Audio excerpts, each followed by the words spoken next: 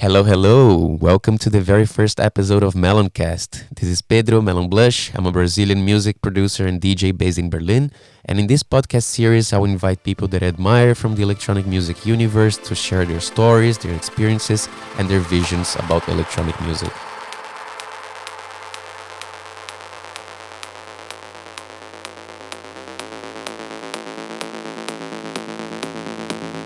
Welcome to the MelonCast.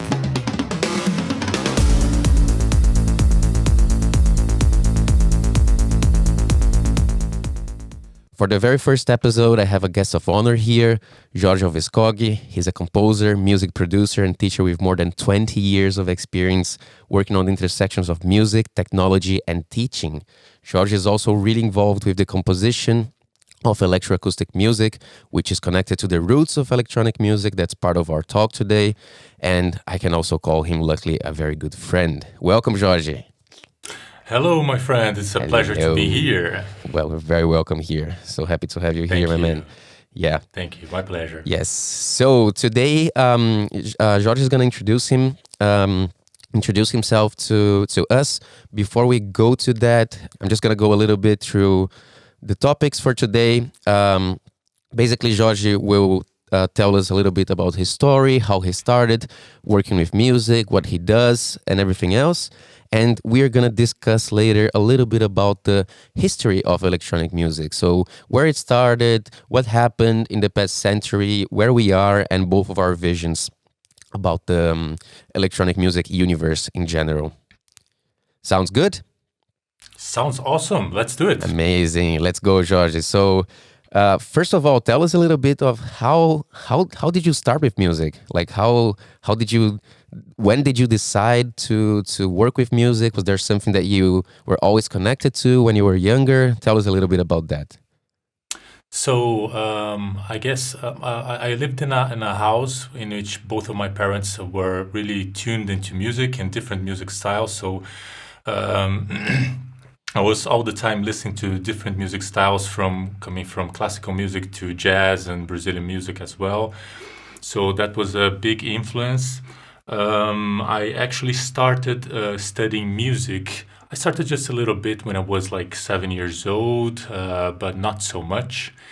It was not until I was 13 years old that I started playing the guitar, the electric guitar. Nice. And when I was 15, I really got into music and never stopped studying since. Not for one day, right? Not for one day, yes, really.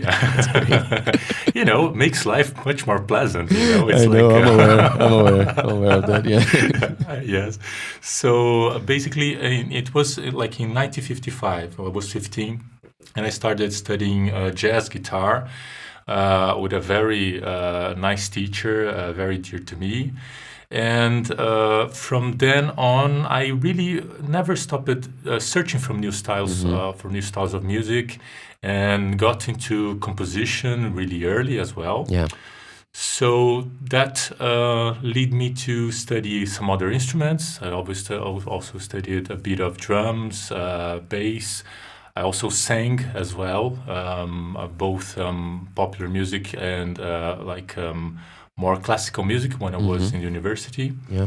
And yes, that's how I started. Cool. Pretty much. Then I went to study guitar and played professionally for many years. Yeah. I've studied at Los Angeles Music Academy. It was quite interesting environment to be developing my music with lots of people from all over the world, which was also a very great experience for me personally. And that was when I was at Los Angeles was 99, 2000s. Okay. And then it was pretty much by that time that I started to get interested in electronic music. And my first raves and this kind of stuff. Then it started. You know how it goes. I know how it goes. You go to your first parties, you see how great that is. I never want to do anything else in my life. Exactly. Yeah, that's really great. Cool. Thanks for sharing that. And then, can you please tell us a little bit about your connection with the Brazilian electronic music scene? So, for those of you who don't know, if you are in Brazil, Jorge is also known as Doce in the scene by some people, Yes. also known as Doutor, which is Brazilian Portuguese for doctor. Yes. It's Portuguese for doctor, so that's our doc here. And yeah, so Jorge, when did you start actually playing? You used to play live, right? Yes, Yeah. yes. So let me see. My interaction with the electronic music scene, especially in São Paulo, where we're both from, Yeah. right, started pretty much on 2000. I mean, I used to go to the parties and everything, but as a musician, really was started at more or less like 2003. Cool. 2004. So I have this huge friend, Luis Bergman, which is an awesome producer. Actually, he was my guitar teacher in the Wow, past. I didn't know that. Luis was Yes, your he guitar wa- teacher. Yeah, he Super was my cool. guitar teacher in the past. I learned many stuff with him. And then we started going to parties together with another friend. And then we start meeting people, right? Yeah. It was like this beautiful scene going on. And by that time, it was pretty much when minimal techno, minimal house arrived in São Paulo. And we were going to those parties and meeting all those people that are, very important in São Paulo's scene, like Claudia Sef, Daniel Costa, George Active. So pretty much we started this. We were living in the same apartment, same building, right? And we were doing music all day long. Pretty much, we worked and then we just put our computers together and we started Iced Tea on the Beach, which was this duo that we had. It was one of the first live electronic acts in São Paulo. And we were creating, mixing many styles, micro house, minimal techno, along with some influences from jazz, of course, because we both came from there.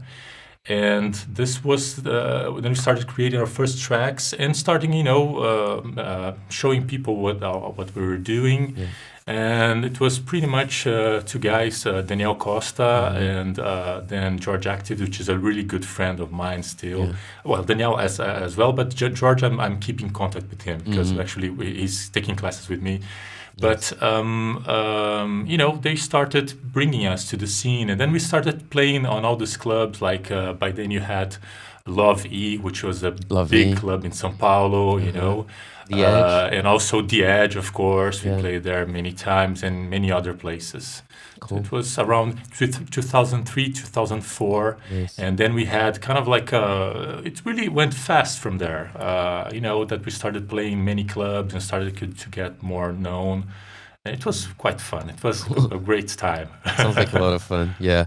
And Jorge was also the teacher of many of these names he mentioned. So Daniel Costa, Claudia Seffi, which is I must say, the biggest Brazilian electronic music journalist. Yes. She does an amazing job. She also wrote the book Todo DJ Já Sambou, which is Portuguese for every DJ has danced samba. Samba is how we kindly say, it's how we describe not really good beat matching. So that's when you samba, it's the beat matching was not the you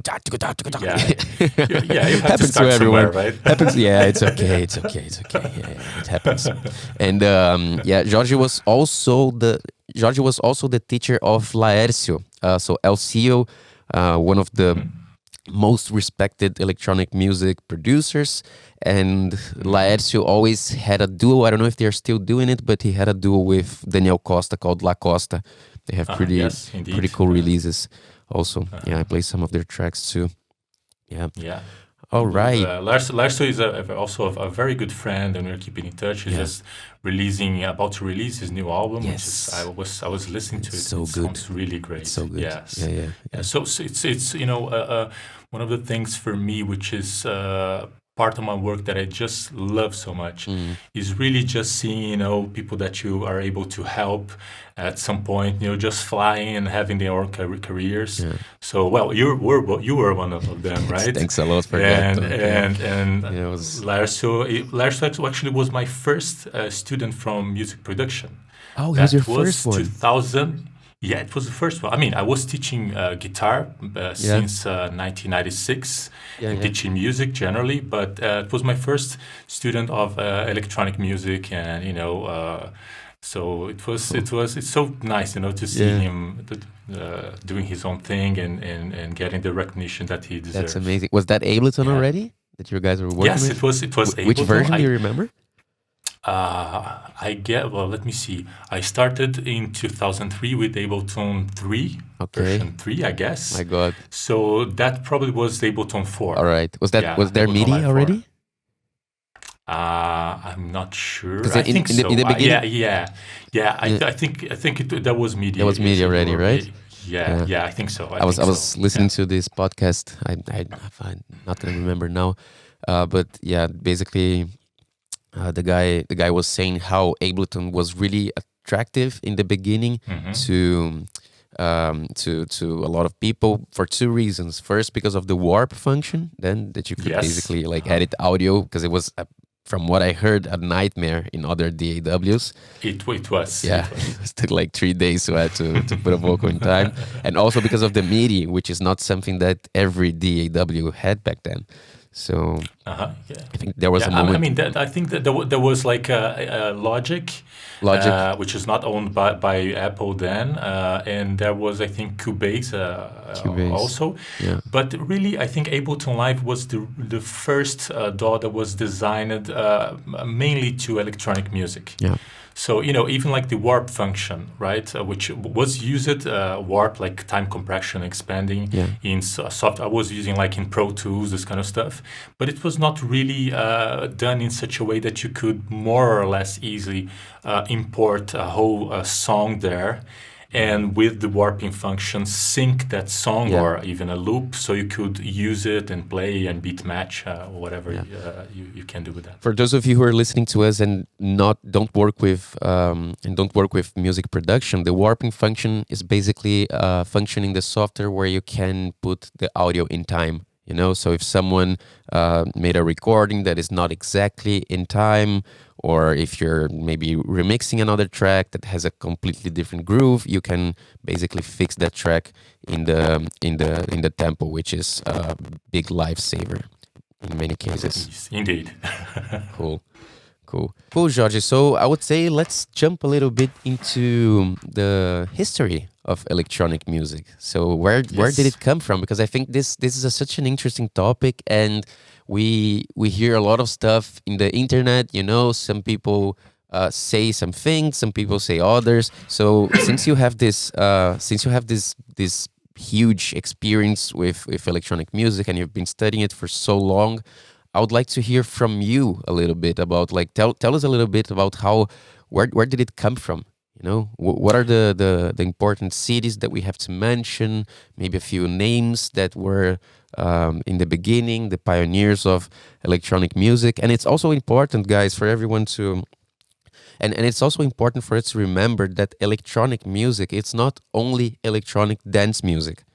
Yeah, so there are other types of electronic music, such as electroacoustic music, which Jorge is very connected to. He's a composer of electroacoustic music, and that's connected to the roots of electronic music before we had the toots toots toots that we love. Before it was Exactly. dance music, yeah, club music. So there are things that came before that. So I think we can also jump into that later, because a lot of people would like to hear a little bit more about that too. Yes. I think, Sounds good. it's a very interesting. Yes, sounds awesome. I think it's a very interesting subject because, actually by, I would say 2004 or 2003, more or less, when I was playing, I'm interested in music. So, as many people, I'm always trying to get to know more stuff and to learn the history of stuff.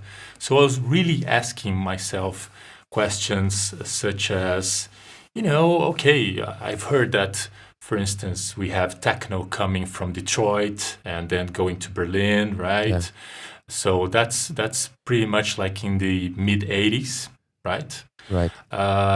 We talk about house music and coming from Chicago, and also about Kraftwerk, which is so important, right? Right. So pretty much that was the history that was, you know, while I was talking to my friends, DJs, and so on. I was learning about the history of those let's say those main styles, or those first styles of EDM, electronic dance music, right? Yeah.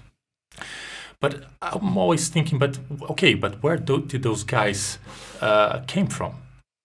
Because, you know, in fact, if you start studying anything related to history, pretty much nothing comes out of the blue. You know, No. things come from another place that came from another place before them, and it's just a matter of trying to to recreate that timeline and to see where the influences came from, right? Right. So I suggest that we start just with many people know which are the main roots of electronic music, at least let's call it EDM for now. Okay? Yeah. So we're talking about electronic dance music, Right. club music. So first, we do have Kraftwerk, right? Pretty much releasing their first records in the 70s, beginning of the 70s. So this group was founded by Florian Schneider and Rolf Hütter, right? They were students at the Düsseldorf Conservatory. So they were trained pretty much in, let's call it, classical music, right? This information will be interesting for us a bit later, okay? Yeah. So save that. Yeah. So also the Kraftwerk's four first albums were produced by a guy named Konrad Conny Plank, and were produced in his studio, of Konrad Conny Plank, in Cologne, in Germany, Köln, right? Mm-hmm. Cologne. So save that information because it will be interesting for us. I'll keep that in mind. Okay, then we also have around early 80s, we have the birth of house music in the Chicago ghettos, right? So it was very inspired by disco music, right? And disco music, of course, is being inspired by R&B, rhythm and blues. Is it being inspired by, basically black music coming from the United States? Funk also. Right? Funk also as well. Although, you know, there's kind of this interesting story that funk lovers didn't like disco music. They were kind of fighting was like each other. a soccer thing, right? So basically, like the guys that were really into funk, they were not into disco music at all, which is kind of funny, right? Yeah. They tend to put everything together, but I mean, I love both. I think they're both great music. Just one thing to make clear: we're not talking about Brazilian funk, about funk carioca. Yes. Yeah. So this is the original funk. Just to make clear that we're talking about different things. We're gonna talk about Brazilian funk later, which is I think it's so interesting right now how influent it is at the moment, and they're playing Bonde do Tigrão in Berghain and Panorama Bar, and that's really crazy to see, you know, and everyone going nuts to this Brazilian funk hits from the 2000s. It's super interesting, and how they're mixing this with techno, with house. So yeah, I'm really happy to see that. But cool. So let's go back to the origins of EDM. So we're talking about house music, right? Right. So created in Chicago, right, by producers Frankie Knuckles, Ron Hardy, Jesse Saunders, Cheap E, and many others, right? So the name of the genre comes from primarily a black gay men club called Warehouse, which existed between 1977 and 1982. Okay, I had no idea. So those are the roots. That's where house comes from. Oh my god. Yes, Warehouse. I had no idea. From Warehouse. Yeah, that's so cool. Of course, you know, there's some people that come up with some different versions of it, but pretty much I think this is kind of like makes a lot of sense, right? Yeah. Okay, so that's one other style of music that influenced many people and so important. And as I was mentioning before, and then in the mid 80s, probably just pretty much in the same time, but I would say closer to 85 or something like that, you have the birth of techno. So those guys were inspired by Kraftwerk, right? Yeah. They were also inspired by house music, right? So you have four on the floor, right? And they have the kick, do, do, do, do. That already existed. Actually, it doesn't come from house music. It comes from disco music, okay? So also electro in general, I mean, electro and Kraftwerk are tied together, and funk music. So techno was born in Detroit by producers Juan Atkins, Derek May, Kevin Saunderson, and others, right? Yeah. And then, of course, you have the development of many other styles of club music. But I would say those are the main ones. And Kraftwerk, it is not, at least when you listen to those records from the 70s, it's not something that will be played in a club nowadays, right? Right. But nevertheless, the usage of synths, the usage of loops, right? Rhythmical loops, and pretty much a loop-based composition, right? Is something in common to all of those three styles. Usage of synths, right? Sound transformation, sampling, right? We have lots of sampling going on, and we have the loop-based kind of like language. Okay. Right. And those are music made for dance, especially talking about house music and techno. Yeah.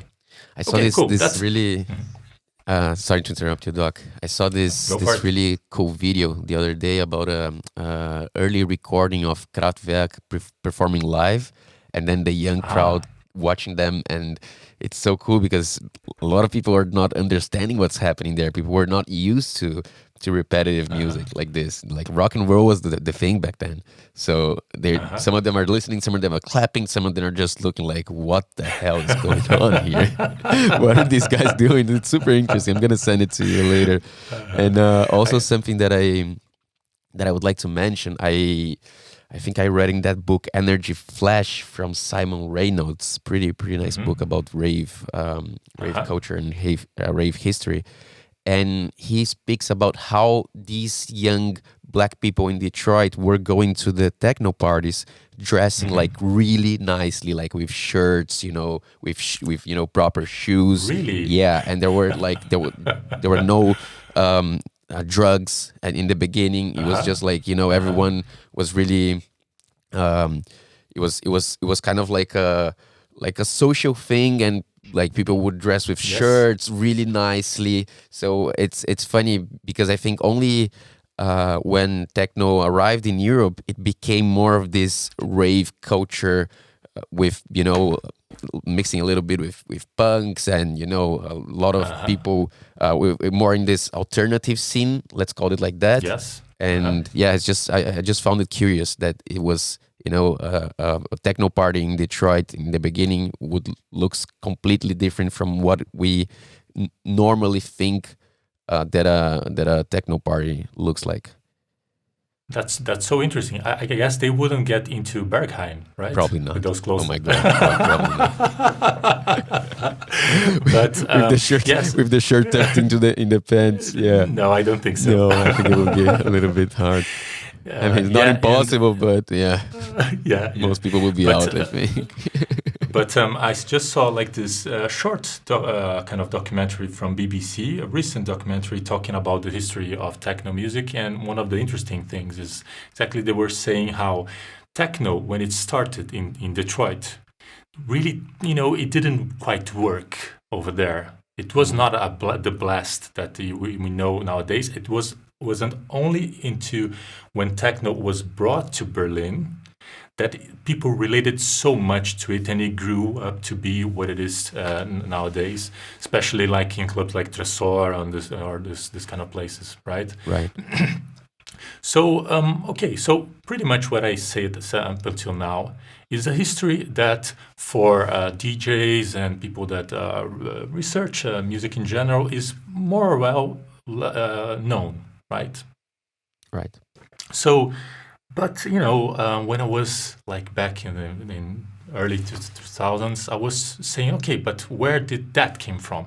I already knew like the roots of R&B because as a guitar player, I was playing funk music, James Brown, this kind of stuff. You know, I had bands playing this type of music. And had heard actually Kraftwerk in the early 80s. You know, I was born in 1980, so it was. And my reaction was pretty much the same that you told before. You know, it was What's like, going what on? the hell? What's going What on the here, hell? right? Did you ever see him? They playing live? Yes, actually, I Yeah, saw them playing live like 2 or 3 years ago here in Portugal. I'm living in that's so Portugal cool. right now, and they came to play here, and it was a very, very, amazing opportunity to see those Yeah. guys. You know, Yeah. I think we yeah. didn't mention, by the way, everyone, Jorge is from São Paulo, like me, in Brazil, but he's Mhm. currently based in Portugal. Yeah. Exactly. Yeah. Living a So, very happy life there, like good food, good weather. yes, Oh my God. yes, You yes. don't know how the summer in Berlin is this year. It's just terrible. I don't know what happened. So I was just talking to a student that lives in Ireland, and he was saying the same. oh And he my pretty much God. he said that there wasn't any summer, right? No, This is I like mean some good days, but like usually July is a really good month, you know. yeah, And then yeah, everyone that lives here is like, yeah, you go through the winter and it's so long and there's no sun and it's super cold, but it's totally worth it because in July it's sunny every day. And then no, we're having like we're having some rains here, doc. They're not rains, like really uh-huh, storms, you know. Oh my God. yeah, yeah. Anyway, Well, anyway. I don't want to be like an unpleasant guy, but the weather here is quite nice I today. know, I know it is. I know it is. I'm aware of You're, that. you're most Portugal's, invited to come and visit yeah, me. I'll come visit you. We're gonna fix that this year. Okay. Yeah, for sure. Nice. Okay, so then I started researching as I always did, to try to find out those origins. And I would like to propose a game here with you, okay? Okay. Because I went through all those that music, and what I did here is that I just selected some small text snippets like a paragraph or a couple of phrases from, let's call it, producers from the past, Okay. and I'll just say those phrases to you, and you'll try to point me out from what when are those phrases Okay. coming from. Should I say like the Okay. year or the decade? Let's try the The year. decade, I think The it's decade. Okay. yes, Like yes. if it's in the early, in the middle, in the beginning, or in the end of a certain decade, we can maybe do it like that. Yes. Okay. So, Cool. or also maybe you can tell me if they could have written today. That's great. Manda colinha no chat aí, doutor. Vou errar tudo, cara. Fica feio. Tô zoando. Se eu errar tudo, foda. Isso é engraçado. É. Eu bombei de ano. É, não, total. Irado. Vamos nessa. Okay, let's give it a try. start. First one, guessing Cool. game. Okay, here I go. Electronic music is music which electronic music is music which uses electronically generated sounds or sounds modified by electronic means, with or without voices or musical instruments, live or over speakers. Okay. Let's give it a try. The definition of electronic The music. definition of electronic music like this, let's say 1950s, maybe mid 1950s. Well, actually it is from 1964. Oh, okay. So that gets But from a guy named Otto Luenig, Okay. right? But the interesting thing about it is that if you think that, well, electronic dance music or Kraftwerk was actually producing their first albums in the 70s, yeah. right?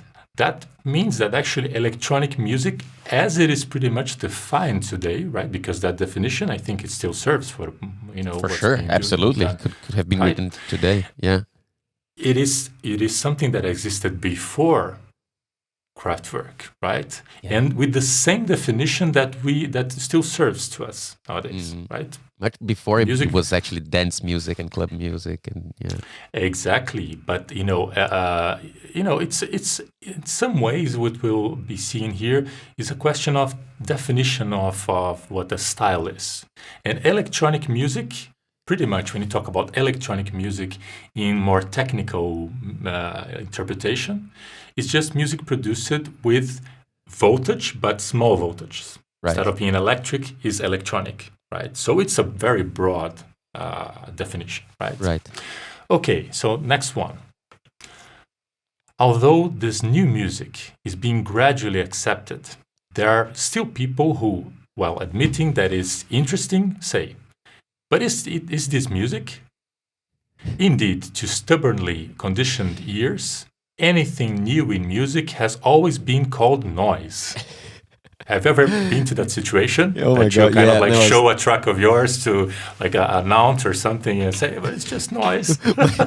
The other day I released a track, I think it was Paradoxal, and then my aunt just sent me a message. Yeah, Pedro, I really like it, but you're a chichia. Chichia is like a very very sweet A to say aunt in Portuguese. I get a little bit dizzy. I get a little bit confused when I listen to this and see this artwork. It's super psychedelic artwork. Yeah, that's so funny. And I was seeing this post on Instagram the other day. I don't remember exactly what it was, but some people were still saying in the comments, and yeah, but electronic music is not music. There are no instruments and everything. So it's crazy how to see that some people in 2023 still say this. But but this I find it phrase was funny. actually. Yeah. Yes, Actually, let me is, try. and Let me but- try to get. Yeah, go for it. So this phrase, this sounds a little bit like 70s, Okay, this is from 1962 1962. by a Okay. composer named Edgar Varese, a very Yeah. interesting guy that was like composing orchestral music, actually composed music with synthesizers and so on, like one of the really important musical pioneers. But the interesting fact about this phrase, it could be said today, definitely, Right. right? I saw someone So it saying is- that. Yeah, it is not something new, absolutely, right? In 62, that was already happening, even before Kraftwerk, right? Right. By the way, I had this uncle of mine that when I showed him an electroacoustic composition of mine, he said, it sounds like music for terror movies. I was not offended at all. I was, it's just of like, course not. yeah. No, it's just, Well, just good. Yeah. Yes, brought- maybe it does. George invited me to a concert when we were both living in São Paulo, and I brought a friend.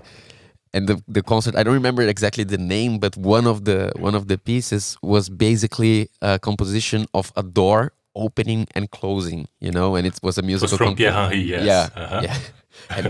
And then this friend of mine, when it finishes, he just looked at me and say, "I didn't understand anything, but I found it therapeutical." So interesting. Oh, well, it's yes. I that's, by the way, that's something interesting that happens with music, right? Yeah. So if you think about it, if when you people go to watch a movie, no one, the movie in itself doesn't need to be pleasant in the most simple definition of the Right. word. Right. So when you go to see like a terror movie, right? With like that you have lots of this scary stuff or gore stuff, or it is at the end a pleasant experience for those who like terror movies, but it's Right. not like something beautiful or something upbeat, let's say. Right. But with music, many times, even people that work with music sometimes don't accept or have trouble to accept the experience of being in a situation in which you're exposed to a type of music that doesn't necessarily create a known or a beat feeling.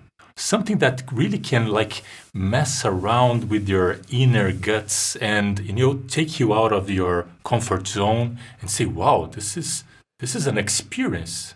Yeah. Maybe it's not beautiful. Maybe it's not, let's not put it into good or bad terms. But it can be But weird. I think if it can be weird, and Yeah. weird is nice. Why not? Weird is really nice. I love weird. If it me as well. I mean, if it is weird, it means that it took you out of your comfort zone and created an experience for your life, right? Yeah. So I like that So feeling. cool.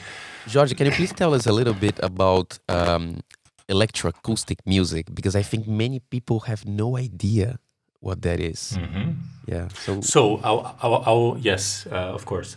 So put into like a very simple definition. Electroacoustic music is actually a form of music which is for many considered to be like contemporary music, right?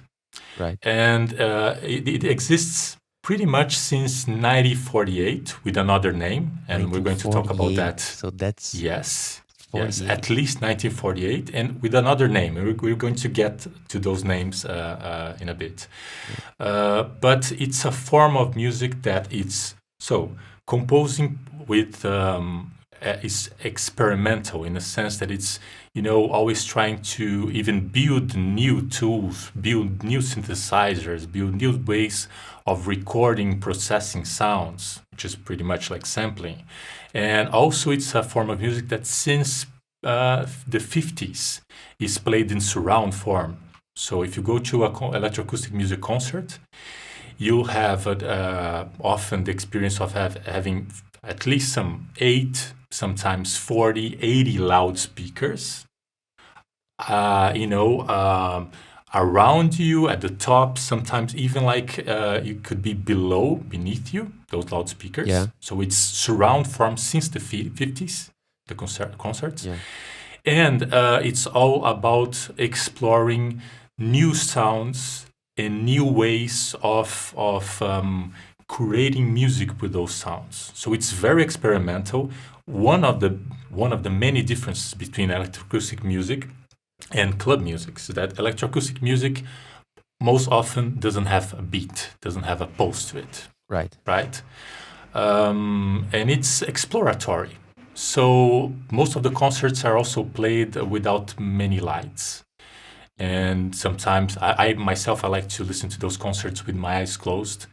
Yeah. And it's an experience that I invite people to go. It happens often in many cities, in São Paulo, here in Lisbon, in Berlin. It's happening all over the place, and it's I'm this is something that I do. Probably I'm not the most neutral person to talk about it, but I recommend that people give themselves this gift to go there and just close their eyes and just see what happens. Yeah, it's really amazing. So if you live in São Paulo, there are some concerts happening from time to time in Unesp, right? At Unesp. Yes, Yeah. on Unesp, which is the university that I studied on, that I did my bachelor's degree and my master's degree as well. But it's not the only place in São Paulo. I mean, in Lisbon alone, there's at least 2 places which are playing electroacoustic music. That's so often. I mean, it's happening in most cities in the world. It's not difficult. And also, of course, I made a playlist, right?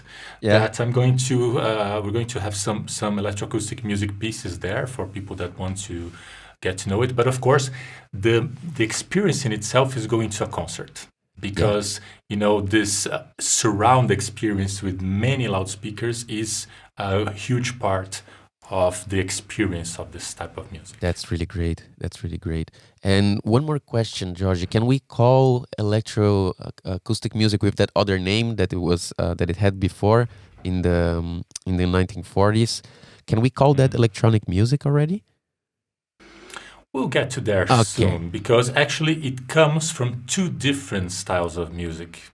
Okay. One of those styles is actually elektronische Musik, electronic music or electronic music. Which is German for electronic music, right? That's where really the term comes from. And it also comes from another form of music called concrete music, which is I'm going to explain to you in a bit. Great. So we'll get there. Nice. Okay, continuing with our guessing game, okay? Let's go. So another one. Despite the fact that electronic music is the outcome of decades of technical development, It is only in most recent times that it has reached a stage at which it may be considered as part of the legitimate musical sphere. All right. All right. Let's. When it was considered part of the legitimate musical sphere. Is it right now? Apparently for some people, still not. I think it is. Okay, let's give it a try. So it's talking about decades already. So if you're talking about decades, we're talking at least end of the 80s. Yeah, so that's from 1955. 1955. That's when my dad was born. Okay. And that's crazy. coming actually from one of the founding fathers of electronic music or electronic music. Right. Guy named Herbert Eimert. In an article that he wrote in 1955 called "What is Electronic Music?" That's crazy. Okay. That's crazy. Another one. Okay. Okay. That's the last one for now. So, the situation is rather confusing. What is generally called electronic music nowadays, in reality, has little to do with what is understood by the term here. Anyone playing on an electronic musical instrument, whether for artistic reasons or in order to promote the instrument's industry, can be said to be making electronic music. As indeed, technically speaking, any music produced by electrical means can be so named. Okay. So, situation's confusing. Situation's Okay, confusing. what is really electronic music? I mean, Right. if you're playing an electronic music instrument, Yeah. any synthesizer, is that electronic music? That's interesting. And then you have also lots of bands in the past, like the Beatles used synthesizers in some of their compositions. Oh, yes. And you also have bands like Pink Floyd that Exactly. made a huge use of synthesizers. And yeah, so there's an electronic device there. And then does it make that electronic music? That's interesting. We don't call like Pink Floyd electronic No, music, right? not really. We don't. Not really. Like we don't call Linkin Park also electronic music, and they have a DJ. Yeah.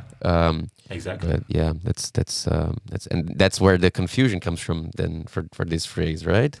It's Yeah. Because I mean, what in this case, this is also by Herbert Eimert, but this is from 1954. So 1 year before the last one. Yes, exactly. That's So basically, it shows that first, all those phrases that I showed here, right? First, the term electronic music is not new. Yeah.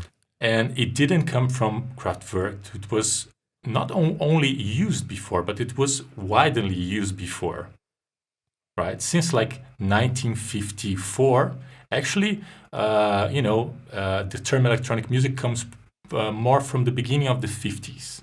So if you have the 50s, beginning of the 50s, Kraftwerk doing something that is more well known in the 70s, we have 20 years before Kraftwerk at least. That's crazy. That's crazy. The beginning of the 50s is not like it's basically a decade after the end of World War.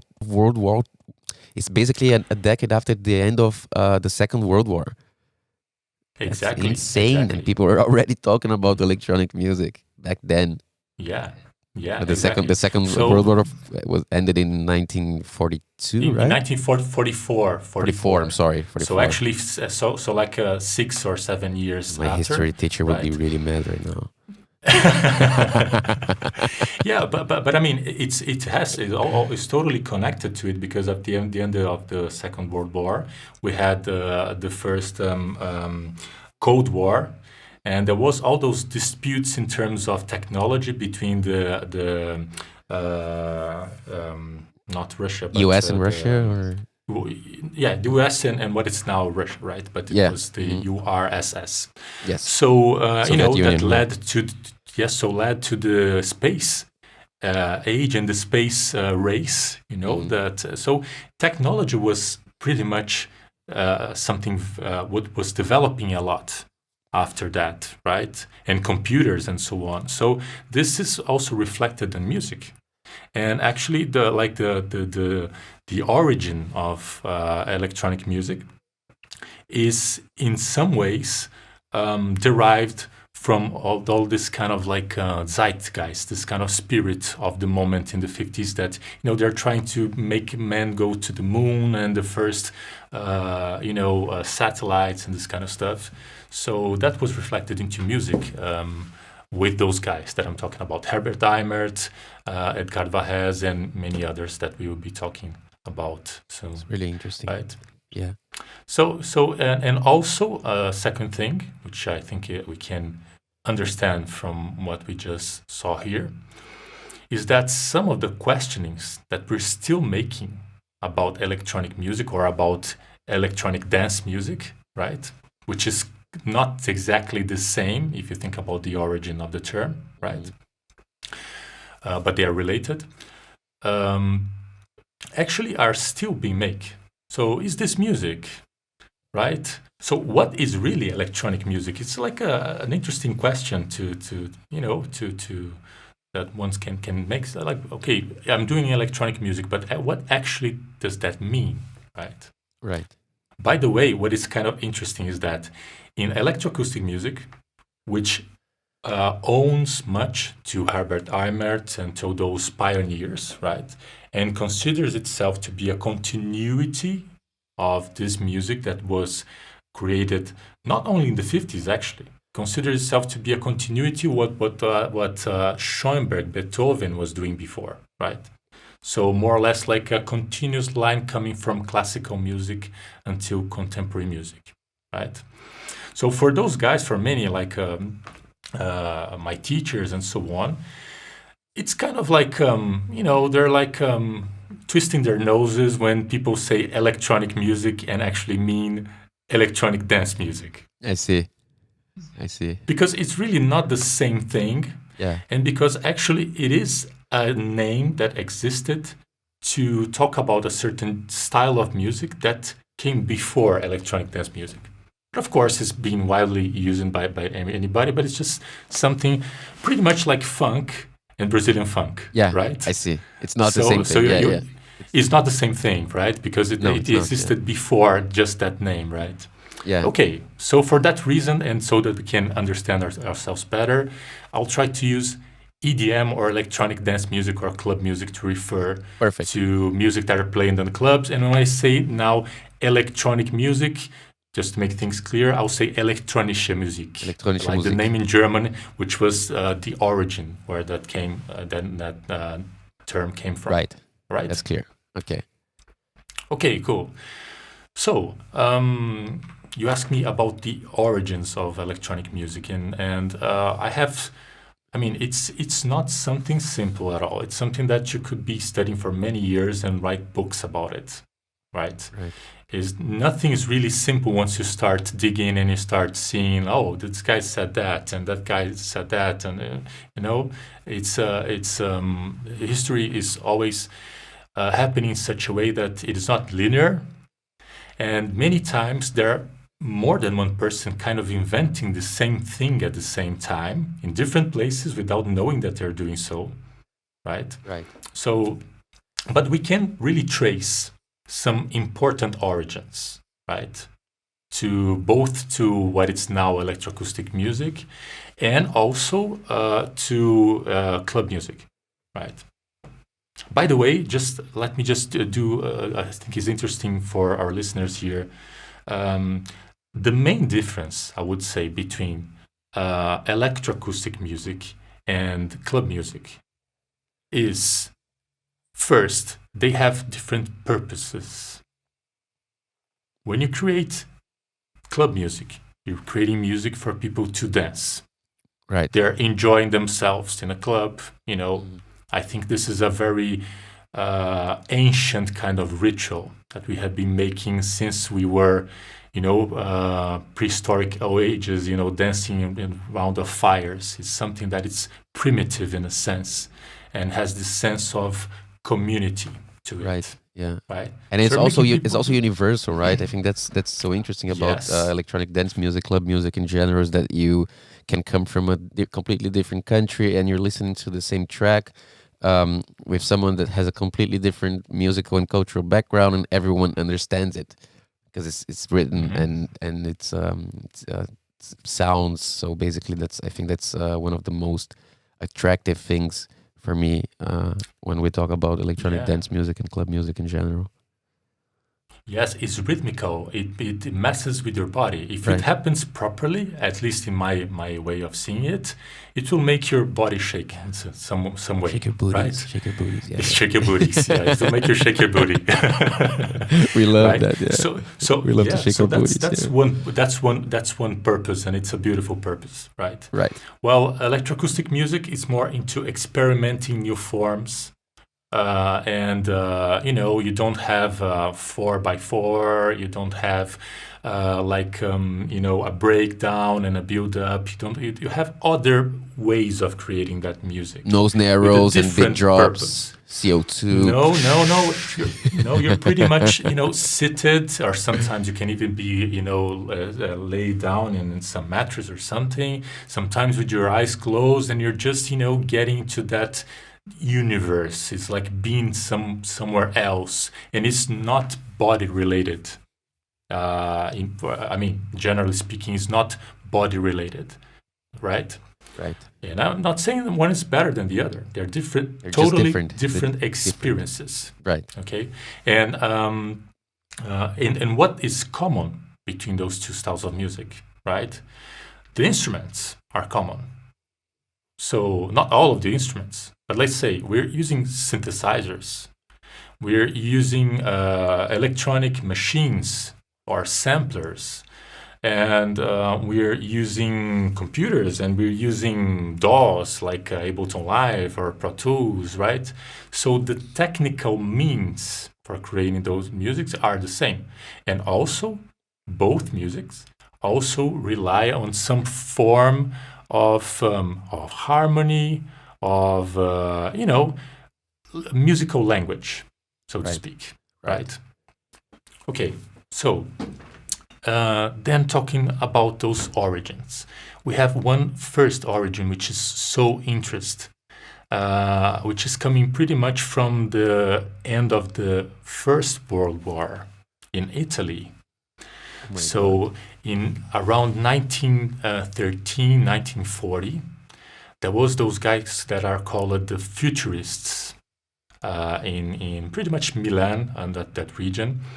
Balilla Pratella is the name of one of those guys, and the name of the another guy important is Luigi Russolo, right?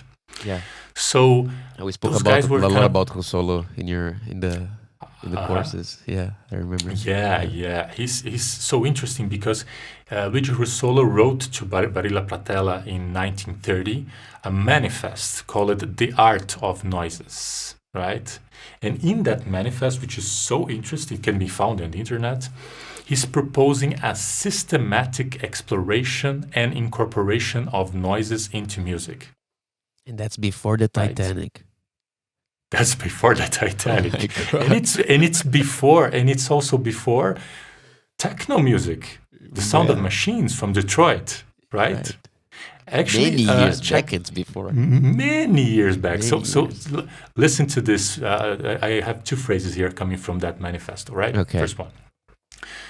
Nowadays, musical art aims at the strangest, most piercing and dissonant amalgams of music. This revolution of music is paralleled by the increasing proliferation of machinery sharing in human labor. He's talking about the sound of machines. And actually, the manifesto is basically saying, we're in this world full of noises, of airplanes and machines and everything, and we need to just incorporate all of those noises into music, Yeah. And he's really not fond of like scales, and beautiful chords. He's really going for the hard, noisy stuff. Noise. Yeah. So, noise music as it exists, and especially like in Japan, Poland, and so on, actually was influenced by Yanis Xenakis, a composer from electroacoustic music. But I would say that Luigi Russolo, he was already really talking about that in the beginning of the 20th century. Right? Check out this another phrase from him. noise was really not born before the 19th century with the advent of machinery. Today, noise reigns supreme over human sensibility. That's let's say here, 110 years ago. Like they're not even turtles still alive from back then. Isn't that interesting? That's insane, How sometimes stuff that it's still happening and that we sometimes think they are kind of like new, they aren't. And that's how sometimes in history, much stuff they kind of won't go into like this spiral where you're revisiting some questions. So the question of noisy music that appears, of course, in Detroit, people working on machines and they try to incorporate that noise from the machines. Actually, Luigi Russolo was already talking about that many years before with a different mindset. And actually, he built some mechanical instruments to produce noise by then. They were called the intona rumori, right? So he's building machines to produce noise and does the first noise concert in 1940. 1940. Yes. Oh, right. I imagine like the first people that went to these concerts, and it must have been so weird, because it was something completely new, to how to, because people were actually really maybe used to like tonal music and scales and orchestras, pianos, vocals, and everything else. So I imagine how disruptive that must have been. If it still sounds disruptive today, like in another century, in another millennium, imagine back then. Yes. Yeah. Even like for today's ears, imagine yourself going into a concert in which you have only machines or synthesizers that are only producing noise, which is basically noise music nowadays. It still sounds... If you've been to one of those concerts, it's a different experience. I mean, myself, I had like an epiphany listening to a 1 hour composition by Yannis Xenakis once in surround. When it finished, it was only noises. It was one of the most amazing experiences of my life. I cannot even explain how far I went to that stuff. That's really cool. That's really cool. Yeah. It still sounds like something from the future nowadays, Like, yes, exactly. Yeah, 80 years later. Yeah. Then we have a very, very important source, which is a bit closer to us, right? That it's starting more or less in the end of the 40s. Let's say 1948 is a very important year for music. In 1948, a musician, but also sound engineer from the Paris radio, right, named Pierre Schaeffer. This guy was actually involved like in the end of the war, with the radio in itself, to communicating people that the war was over and everything. So this guy named Pierre Schaeffer is so important. He's a very important pioneer for us. Among many, many things that he gave to us, he was the inventor, let's say, of the loop. And he also was the inventor of sampling. Good job. And he was the inventor of many, many techniques involving discs and involving editing and so on, right? So he did not do that by himself, but he was the leading character over there. And, basically, he created something called in French, musique concrète, or concrete music. Okay. So first, why did he call it concrete music? Right? What I mean, when you say concrete music, what comes to your mind?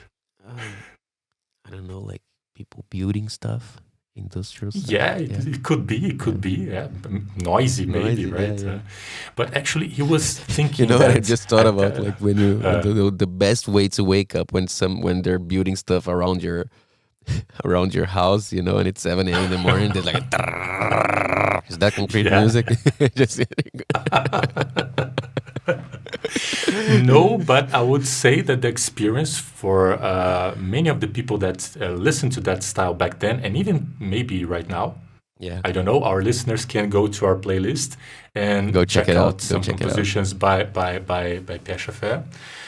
So he was saying that was called concrete music because it was in opposition of abstract music. He was saying by then that music written with notes was abstract.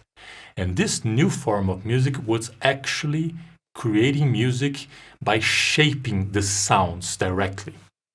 Because it was the first time that actually they had recorders.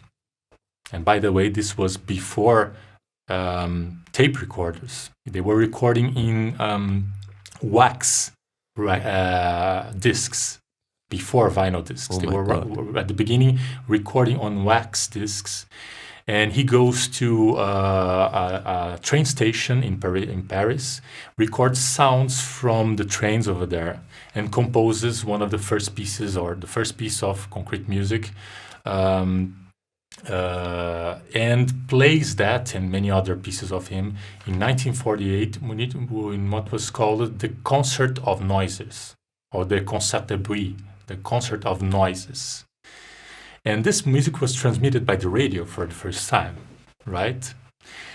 And basically, it was created by recording sounds. Check out if this doesn't sound kind of familiar to what we do nowadays. Recording sounds, processing those sounds like with the gear that they had and that he was invented. Yeah. So, for instance, he was playing records faster than it should be played, slower than it should be played, accelerating the records with that sound or decelerating the records with that sound, and then submitting that sounds like to filters, to equalizers, and also at some point playing those sounds in different speeds so it would change the pitch, Yeah. which is nowadays called sampling. Yeah. Right. So we do nowadays. So this guy, yeah. we do it nowadays. Yeah, So yeah. actually, that's where this concept of recording a sound and transforming it in many ways to create something else was invented by Pierre Schaeffer in really interesting. 1948. 1948. Also, he was, as I said, pretty much the inventor of what we call loop nowadays. Yeah. And the story is quite interesting. It was actually done by a mistake. So imagine he records. It's a very, very happy accident, I have to say. It is. And not only for loop-based production as we do it nowadays, because it was the beginning of sound analysis. So imagine, before that, right, you could record something, but how could you analyze the sound, right? If a musician plays a sound, a pianist, one note, and then plays it again, it will never sound exactly the same. So you cannot really go and analyze, Right. what's happening to the gain or the volume or the changes in that sound.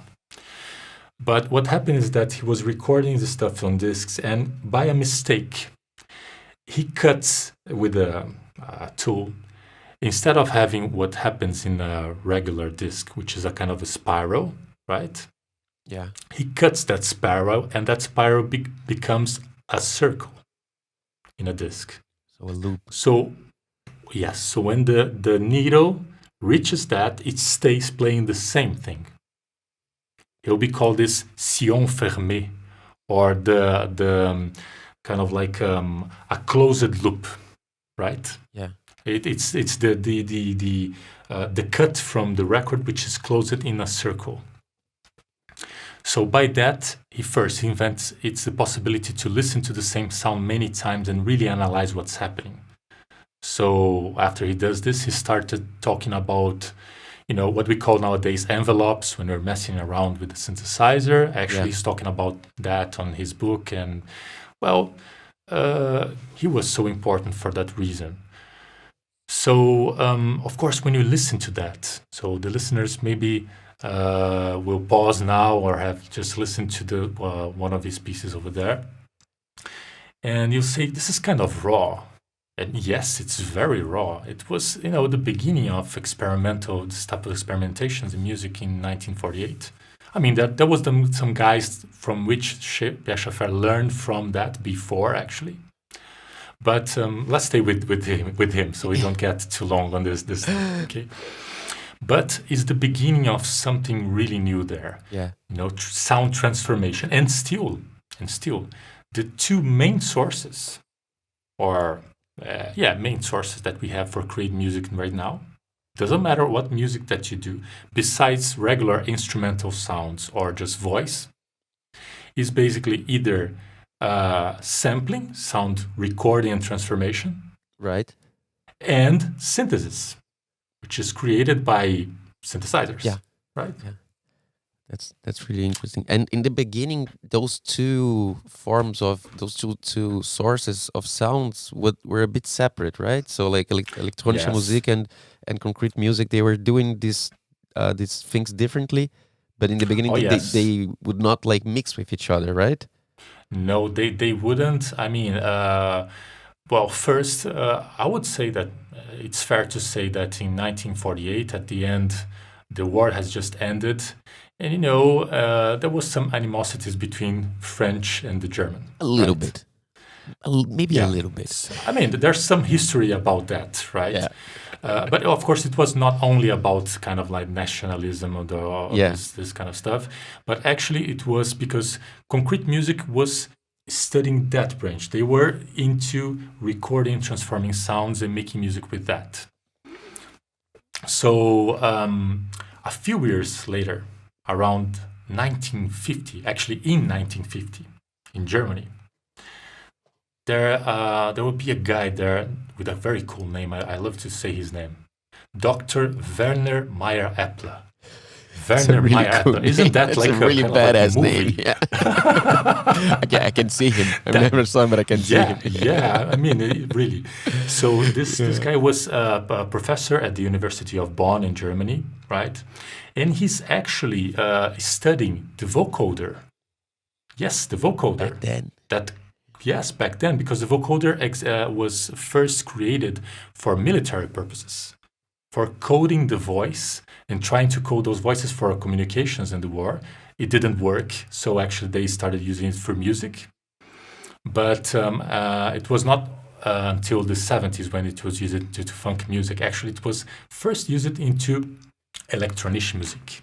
Mm-hmm. And so Dr. Werner Meyer-Eppler is not the inventor of electronic music, but he gives this lecture in 1950 called The World of Sound of Electronic Music.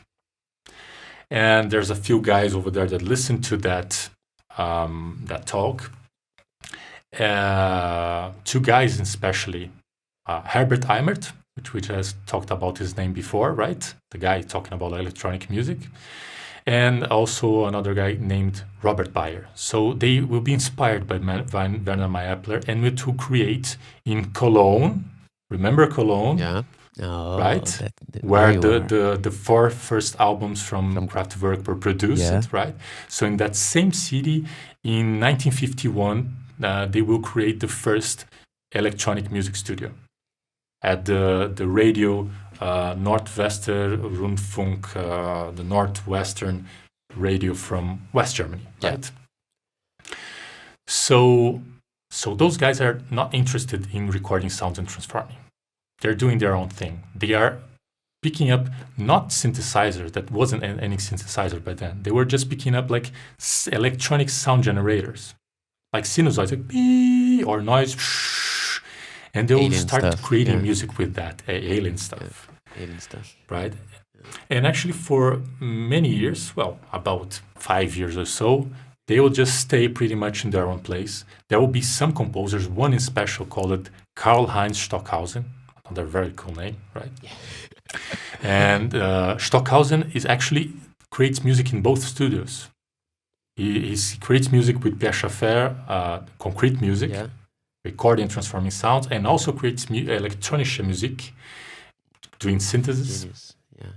And those two styles of music, German and French, they will just do their own thing. And at one point, around 55, 56, Stockhausen and another important composer, Pierre-Henri, will create the first pieces in which they mix synthesized sounds with recorded and transformed sounds. At that point, it doesn't make any sense to talk about electronic music or concrete music anymore. It became one thing. So they need a new name, and that name is electroacoustic music. Electroacoustic music. That's so cool. Which still exists. Yeah. Right? Yeah. Cool. There are two things that I wanted to mention here. First of all, another curiosity about Jorge. So Stockhausen, Karl-Heinz Stockhausen, that he just mentioned, was the teacher of Flo Menezes, which is a Brazilian musician and one of the most important names in Brazilian electroacoustic music. And Flo was the teacher of Jorge at Unesp.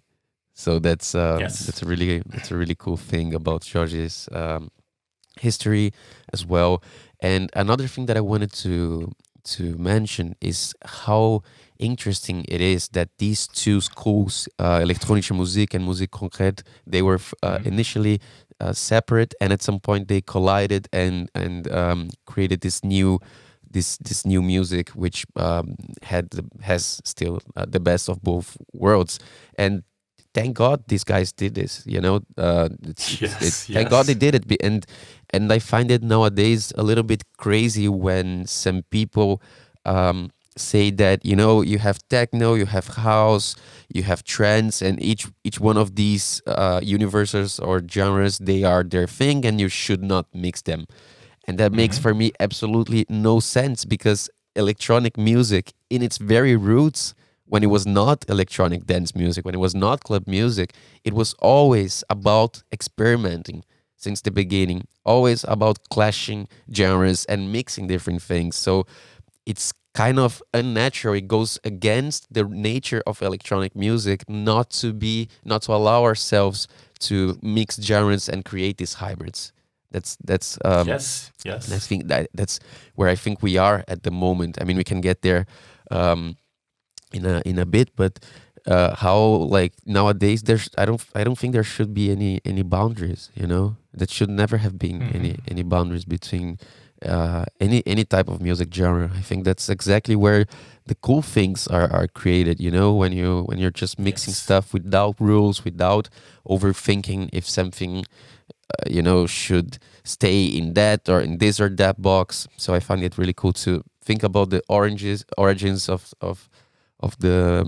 this music in general, and how we can connect that to what we call today electronic music or electronic dance music. I agree with you, and I would add that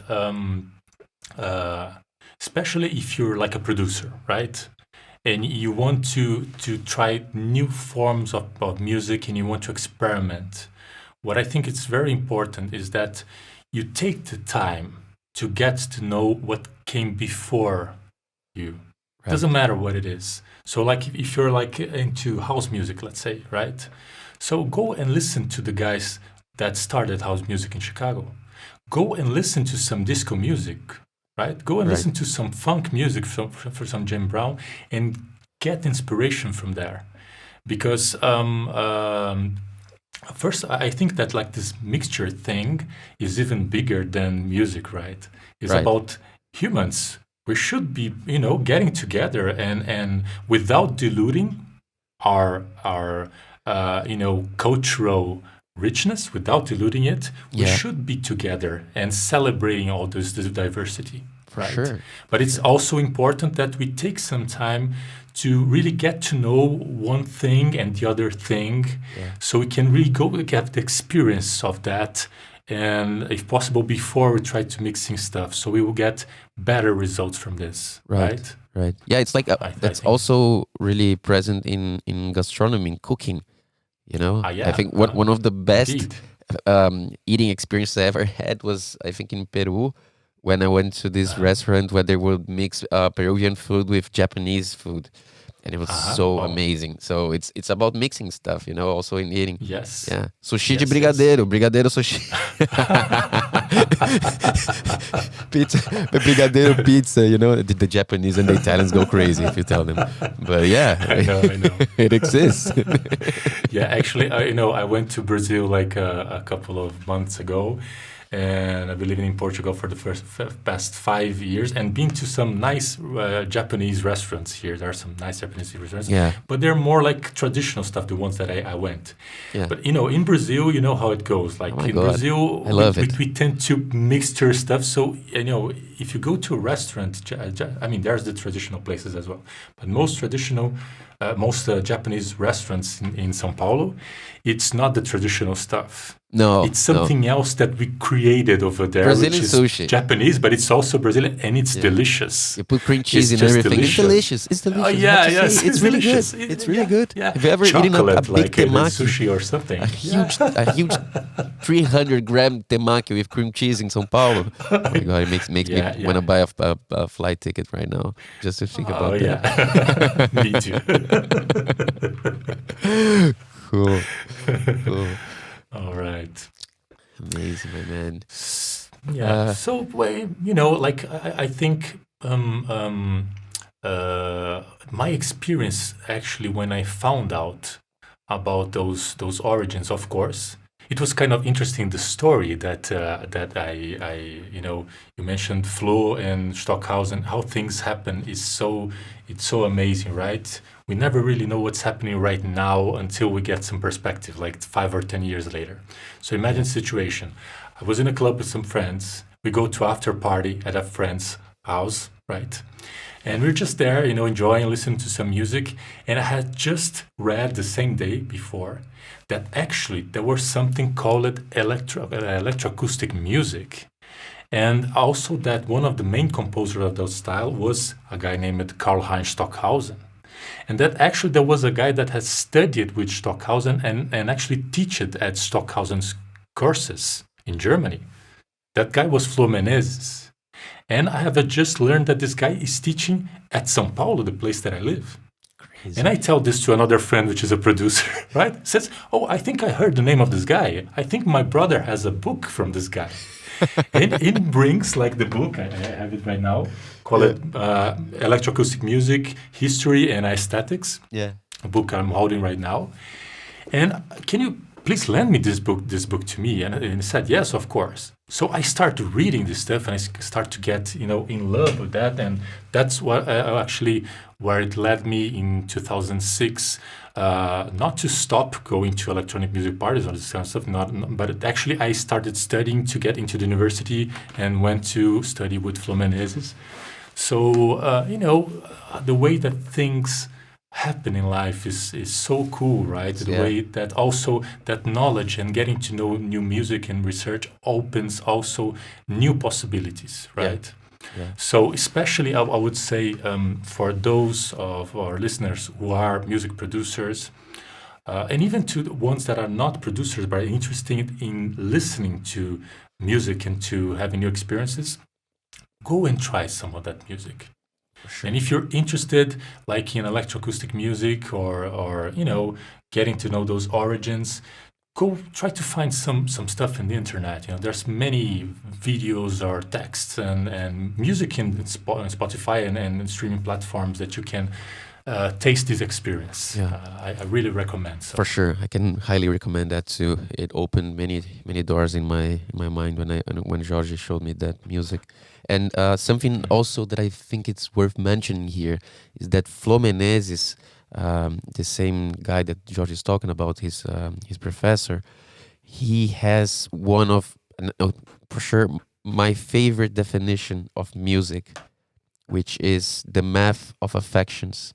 Matemática dos Yes. afetos in Portuguese. Yes, That's so mathematics of simple affections. and beautiful, and it's basically the mix between reason and emotion. When we're composing music, we're talking about really a lot of emotion expression that comes from the heart, from feelings that we have, but we're also talking about physics, about numbers and Oh yes, air yes, vibration yes. and frequencies. Yes. And it's really, I think it's really, I love that definition because it really translates what music actually is.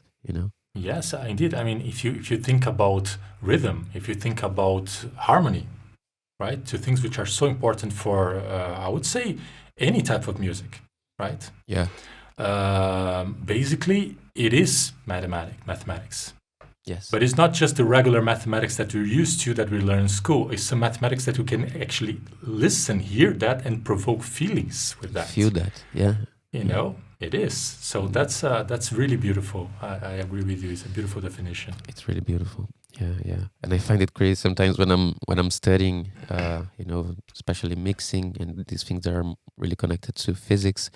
And I see like a sine wave, and we're talking about phase cancellation and the cycles, the positive and the negative moment of the wave.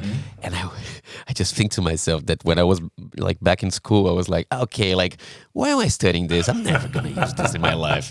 And nowadays, I'm still drawing sine waves and talking about frequencies and hertz and doing calculations sometimes. Well, So that's really crazy like how life goes. Yeah.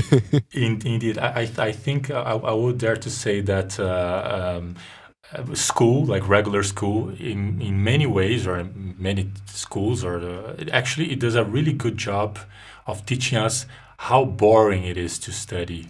Yes. Yeah. Because of the whole system and how, yeah, for sure. Exactly. So as music teachers and music producer teachers, I think one of our jobs is actually to help the student to say, actually, those stuff, they are interesting, and they then can make you create more interesting music and have fun with it. Right. Actually. Right. Yeah. It's actually cool to talk about sine waves. It is. So cool. Amazing. Okay, my man, we are almost in the end here. Is there something else you would like to add to conclude our conversation? Well, I think, we talked about the origins of electronic music and all of those great people that have inspired us. I mean, it's never fair to do that because there are so many other important artists. There are like women composers so important to us. Also inside of electroacoustic music, Beatriz Ferreira, Liane Hadig, or those composers. Wendy Carlos, So I have to mention. Wendy Carlos, Oh my God. exactly. It was my first vinyl, switched on Bach. Exactly. Actually, you gave me this vinyl as a I gift. gave it. Actually, I think I gave you my copy. Yes. To be honest, like I remember that it was your Yes. birthday, so I gave you my copy, and then immediately bought another one in Mercado Livre. Exactly. Yeah. So, it's never fair when you talk about that, but for a reason of time, we don't have time to talk about many other persons who are so important to what we do nowadays. I think we should definitely both in club music. we should definitely do a part 2 of this episode and continue the talk for sure. Yes, let's do it. Okay. And lastly, I mean, if we take the perspective to look back, that, for instance, many of the questionings that we're doing nowadays, or people are doing, is this music, or what really is electronic music? Where are the boundaries, right? It's, I think, especially for producers, it helps a lot to get to know the past, because you can see those thinkings and those reflections that people have done before you, and this can actually help you. Not to be like some boring guy say, yes, music is this or music is that. Not that, but really to find yourself and to know what do you want to do. Yeah. So, for instance, when you think about electronic music, right? So EDM, electronic dance music or club music, is just a part. It's a huge part and an awesome part of what we do. But there are many styles that sometimes are referred to down tempo or to ambient music and so on, in which you can also express yourself. And sometimes also, I think it's important for the producers to understand that, 4 on the floor is great, and it's some kind of let's say, important understanding between whoever is playing in a club and the dancer, because we were there to dance, right?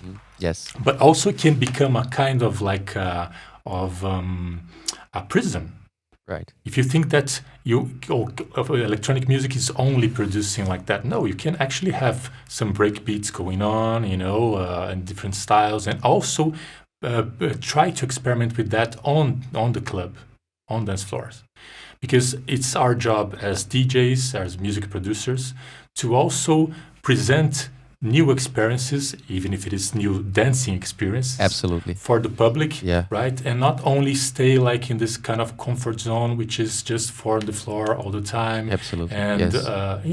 not see that, especially talking about club music and dance music, try to present new boundaries for it. So if you think about where can we go to, for instance, I would love to go to a dance floor at some point and dance something which is not four on the floor.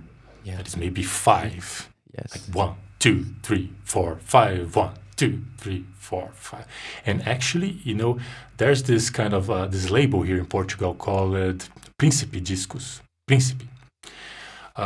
Which is just awesome. And one of those days I was hearing a track by a producer here, in which instead of having those hi-hats that we play sometimes, 4 hi-hats in each beat, like, Yeah.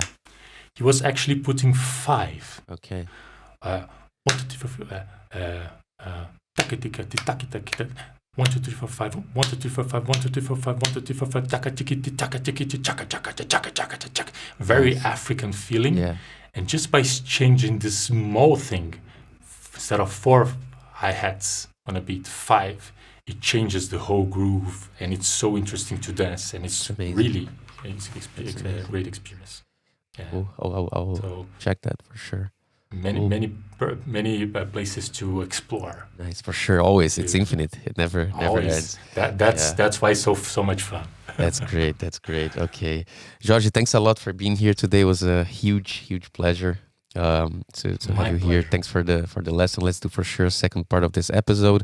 For those of you who want to follow Jorge on social media, you can find him on Instagram at Skog Music. So that's where he posts everything about his courses. I highly recommend studying with Jorge. It was one of the best decisions I ever took in my life, and so it's always a big pleasure to talk to him and get to know more and more about the music universe in general. So yeah, thanks for that. Thank you. It was a pleasure, as always, to As talk always, to you. as And always, I Doc. hope our listeners will had fun, and keep doing music, keep listening to music. Keep doing it. Yeah. Life is so much beautiful with music, For sure, and for sure. giving us the gift of experimenting new experiences, of going to find out new stuff. For sure. So that's something that is really beautiful in life. Absolutely. Okay. Thanks a lot, Doc. Have a good day. Enjoy the good Thank weather. you. Yeah. And talk to you soon. Thank you. I will. Bye bye. Bye bye. Thanks. Welcome to the MelonCast.